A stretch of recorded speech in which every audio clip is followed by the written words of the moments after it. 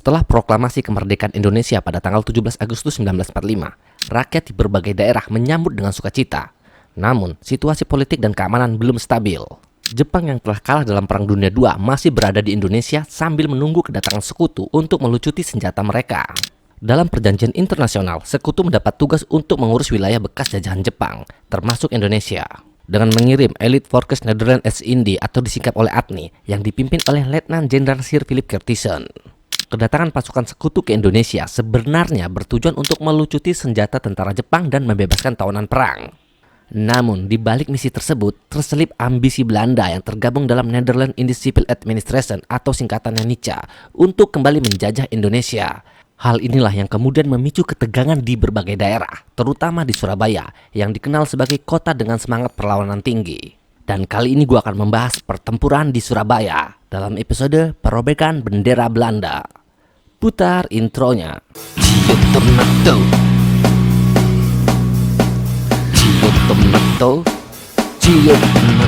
Pada akhir Oktober 1945, pasukan sekutu di bawah pimpinan Brigadir Jenderal AWS Malabi tiba di Surabaya.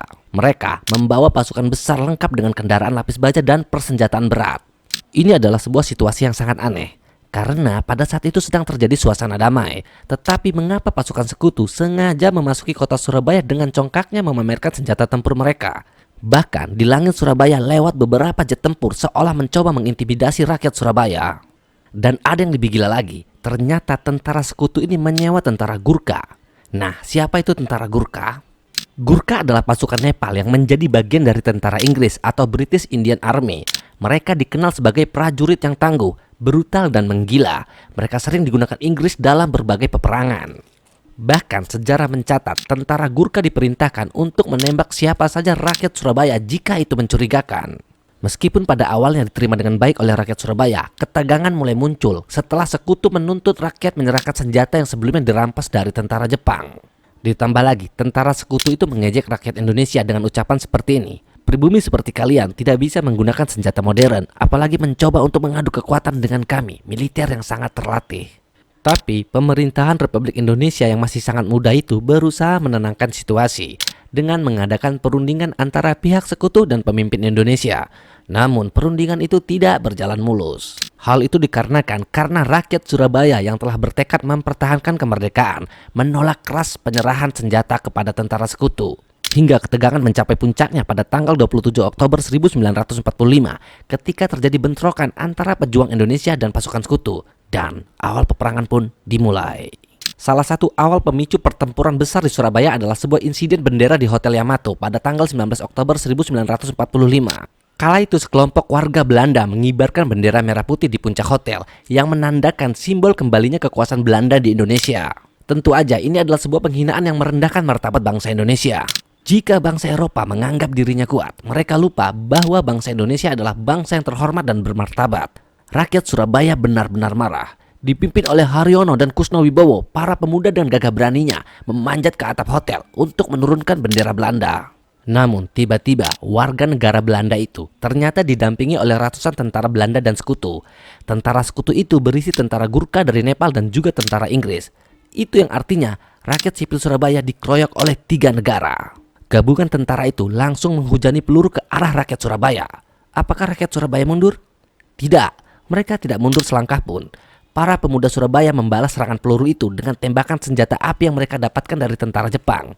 Adu peluru, adu jitu, dan adu kekuatan terjadi di bawah area hotel. Sejarah mencatat, para tentara sekutu terlihat ketakutan, padahal jumlah mereka lebih banyak dan mereka lebih terlatih. Mereka seolah berhadapan dengan rakyat sipil Surabaya yang tidak pernah terlatih, namun terlihat buas di medan perang. Sementara itu, Haryono dan Kusnowibowo menerobos terjangan peluru tentara sekutu. Mereka memanjat dinding hotel itu. Dan ketika sampai di atap gedung hotel itu, mereka menurunkan bendera Belanda itu. Dan lo tahu apa yang lebih gila? Ternyata Haryono dan Kusnowibowo memiliki ide yang lebih gila lagi. Mereka berdua sengaja merobek bagian biru bendera Belanda, lalu menyisakan warna merah dan putih lambang kebanggaan bangsa Indonesia. Kemudian menaiki bendera itu dan berkibarlah sang merah putih dengan gagah perkasa di bawah langit pertiwi. Akhirnya catatan sejarah membuat malu tentara sekutu, di mana ini adalah kekalahan pertama mereka melawan rakyat sipil biasa, yaitu rakyat Surabaya, sang predator sesungguhnya. Namun ternyata kenyataan tidak bisa terhindarkan. Rupanya Haryono dan Kusno Wibowo selama mereka menerobos hotel, ternyata tubuh mereka beberapa kali tertembus oleh peluru. Namun mereka bertahan untuk harga diri Surabaya dan Indonesia, yaitu mengibarkan bendera merah putih.